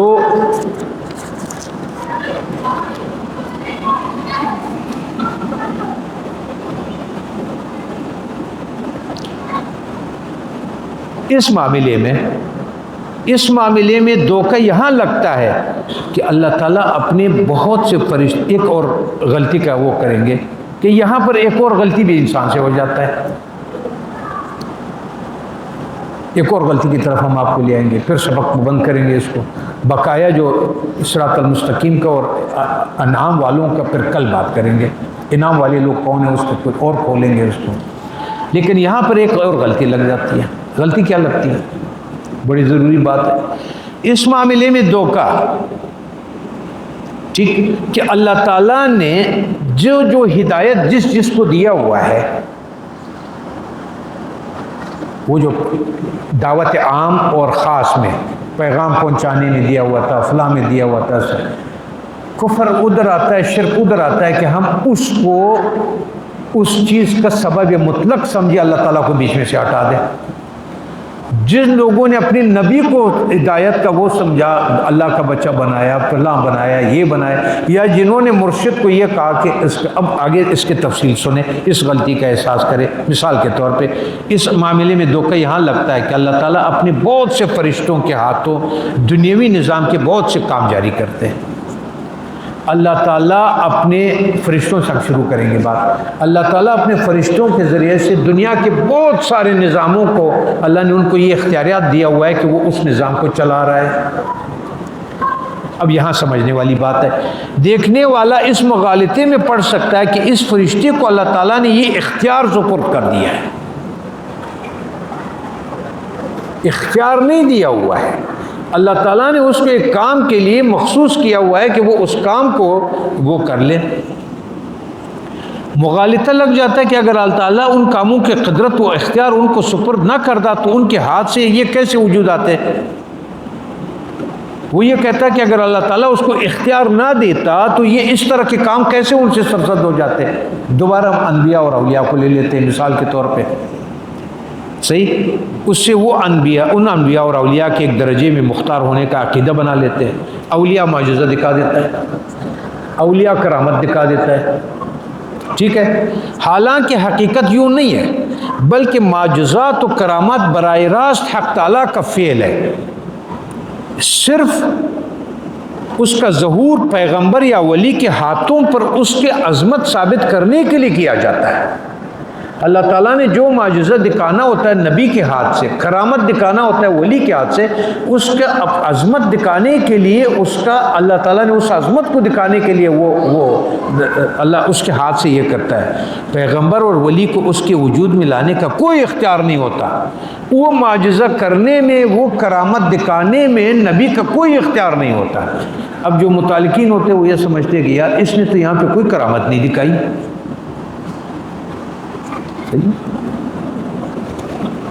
ایک بزرگ بیٹھے ہوئے تھے اپنے عقیدت مندوں کے ساتھ، تو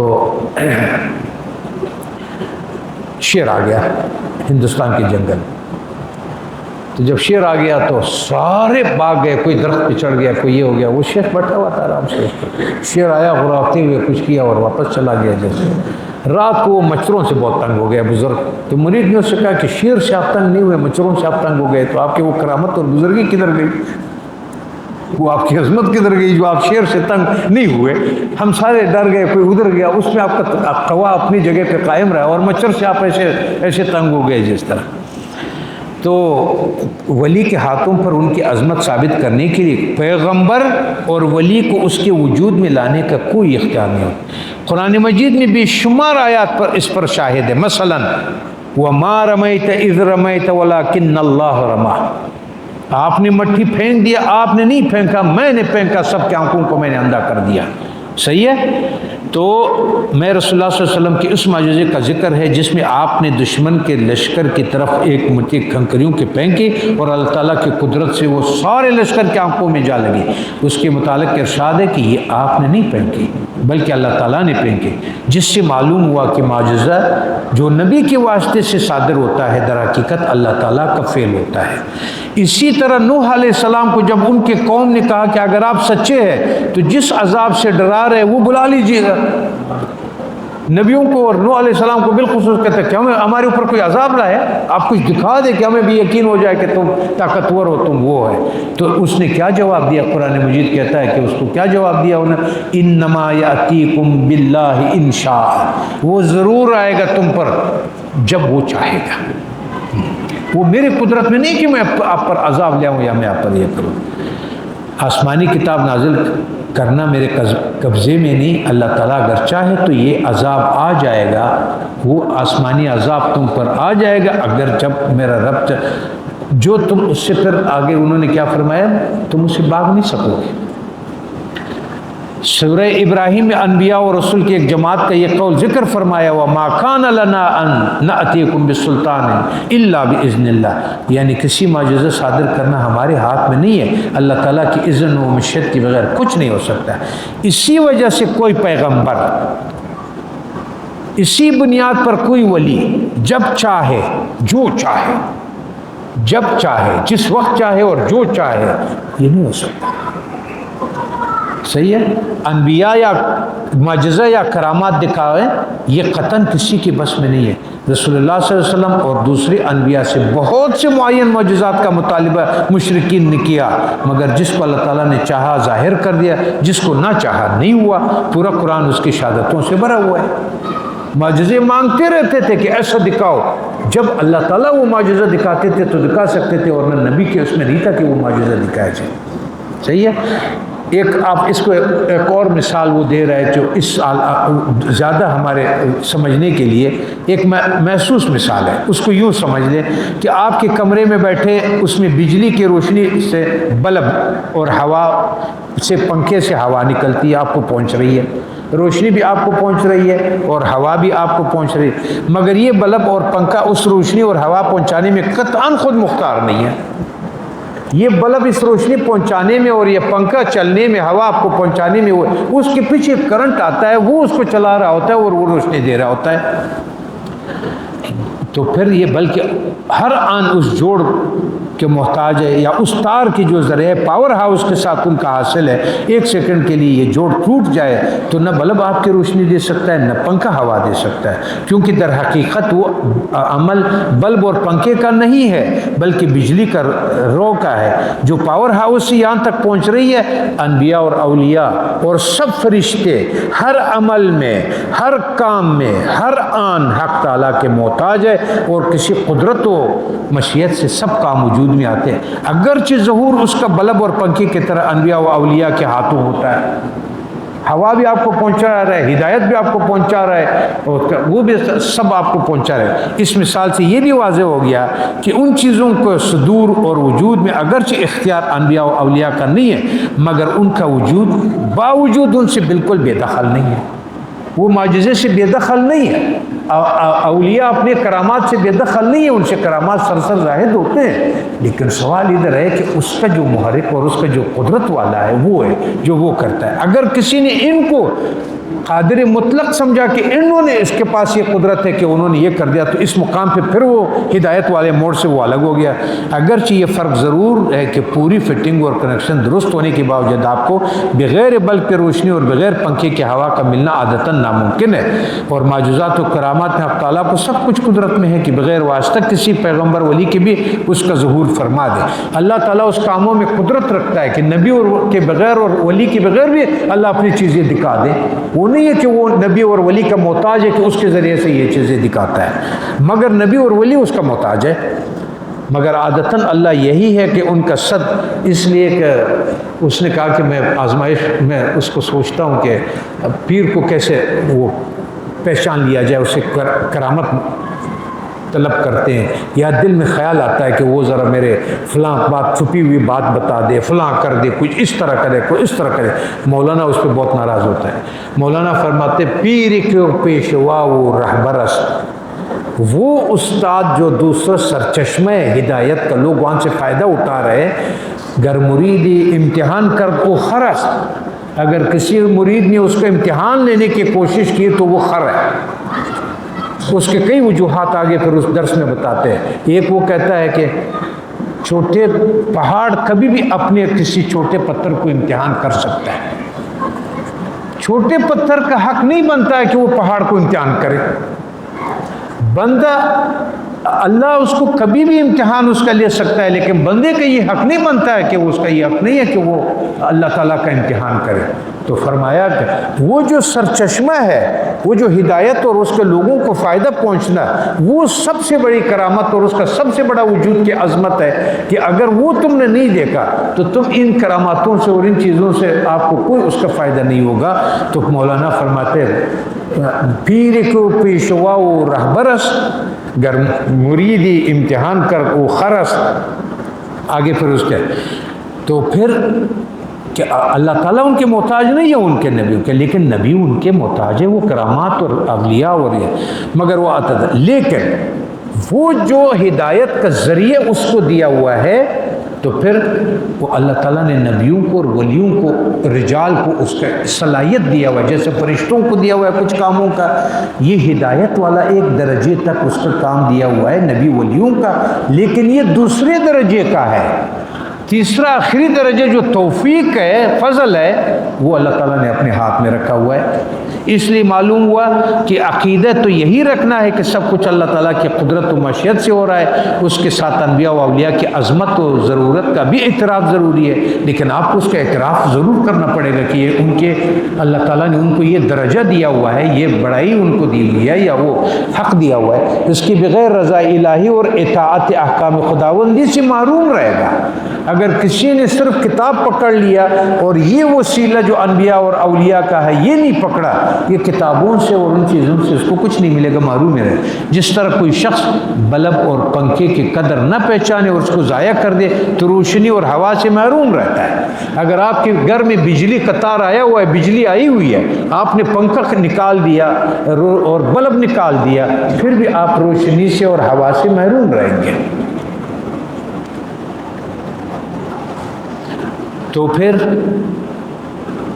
یہ بات وضاحت سے آ گئی کہ قرآن کریم نے جس دعا کے ہر شخص کے ہر کام کے لیے ہر حال میں انتخاب فرمایا ہے وہ صراط مستقیم کی ہدایت کی دعا ہے۔ جس طرح آخرت کی کامیابی اس صراط مستقیم پر موقوف ہے جو انسان کو جنت کی طرف لے جائے، اس طرح دنیا کے سارے کاموں میں غور و فکر کرو تو کامیابی کا مدار صراط مستقیم ہی پر ہے۔ جس کام میں وہ آلات و ذرائع اختیار کیے گئے ہیں جس کے نتیجے میں مقصد کا حصول عادتاً لازمی ہے تو کامیابی عادتاً لازمی ہوتی ہے۔ جہاں کہیں انسان اپنے مقصد میں کامیاب نہیں ہوتا تو اگر وہ غور کرے تو معلوم ہو جائے گا کہ کام کے کسی مرحلے میں اس نے غلطی کی ہے۔ اگر لائن میں آپ کے پیچھے بجلی آپ کا یہ بھی ہے، بلب بھی ہے، پنکھا بھی ہے، لیکن کام کے سلسلے کو بھی درست رکھنا پڑتا ہے، جس کو ہم شریعت کا نام دیتے ہیں، علم شریعت کہیں گے۔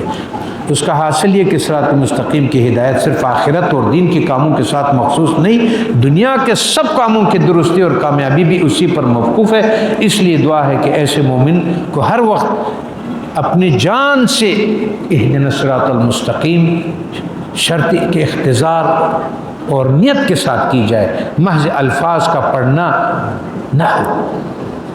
وآخر دعوانا الحمدللہ رب العالمین، والصلاة والسلام على رسول محمد وعلى آله وصحبه وسلم۔